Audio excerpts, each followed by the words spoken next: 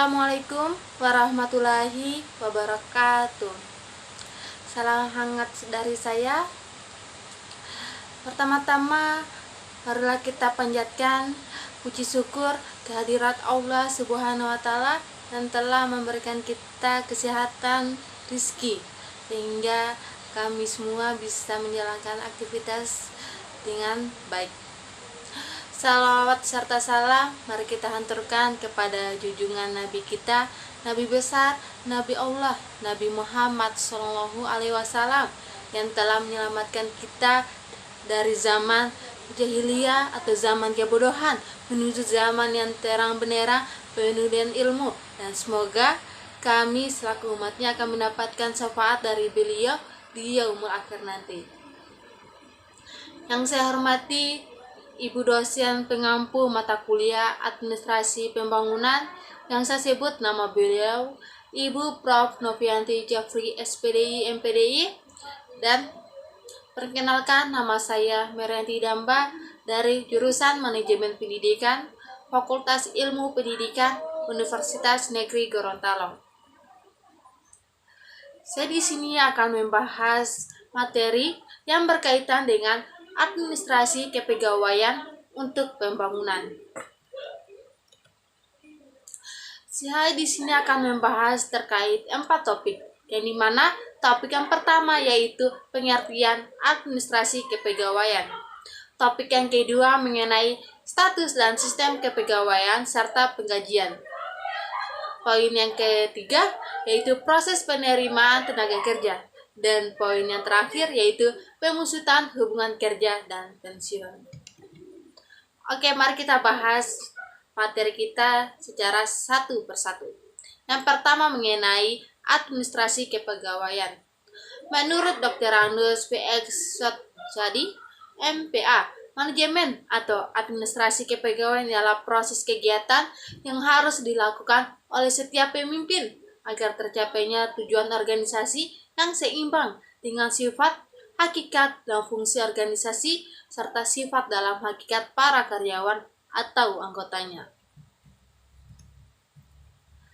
Selanjutnya yaitu status dan sistem kepegawaian serta penggajian, yang dimana status pertama yaitu status kepegawaian, yang kedua sistem kepegawaian, yang poin yang ketiga yaitu sistem penggajian.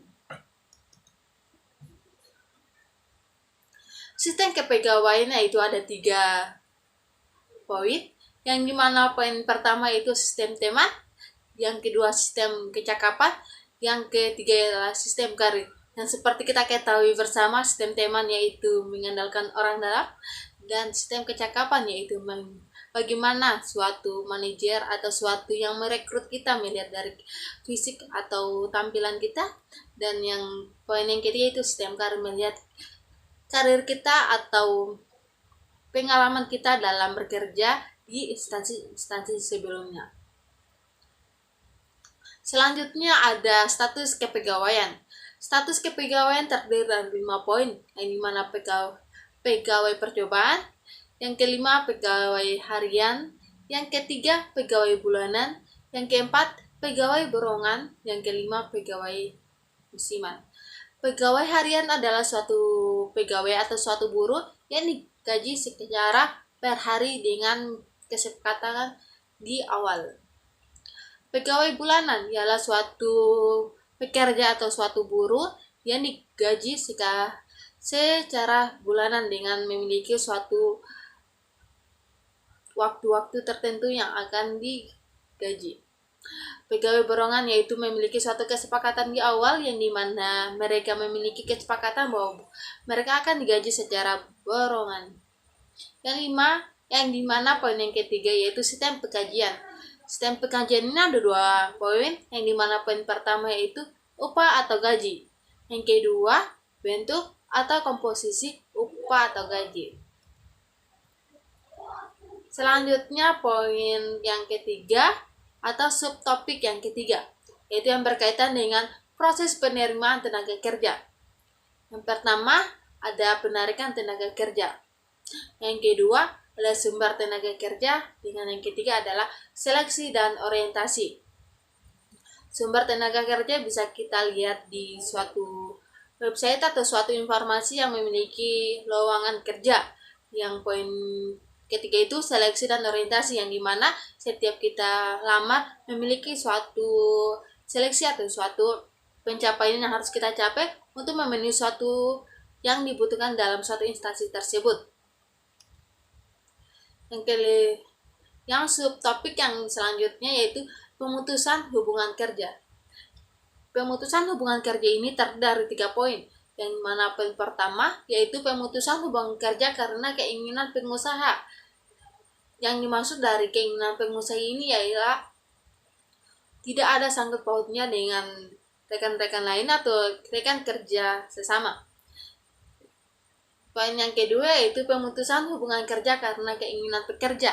Nah, seringkali kita melihat bahwasanya banyak pekerja yang ingin resign dari suatu pekerjaan karena memiliki beberapa alasan, yang dimana yaitu keluarga, yang kedua ingin mencari pengalaman di luar. Selanjutnya ada poin yang ketiga yaitu pemutusan hubungan kerja karena alasan lain. Nah, alasan lain ini maksudnya dia tidak memberitahu bahwasanya dia resign dari suatu instansi tersebut karena alasan ini. Pensiun. Selanjutnya adalah subtopik pensiun. Pada hakikatnya, pensiun merupakan jaminan hari tua. Jaminan hari tua itu adalah jaminan yang diberikan sebagai balas jasa terhadap pegawai negeri yang telah bertahun-tahun mengabdi kepada negara. Secara umum, pensiun berarti jaminan hari tua yang diberikan sebagai balas jasa terhadap pegawai atau pekerja yang telah bertahun-tahun mengabdi kepada perusahaan. Sekian pemateri dari saya. Jika ada kata mohon maaf, karena saya makhluk biasa yang tidak luput dari kesalahan. Saya akhiri dengan ucapan, wabillahi taufiq wal hidayah. Wassalamualaikum warahmatullahi wabarakatuh.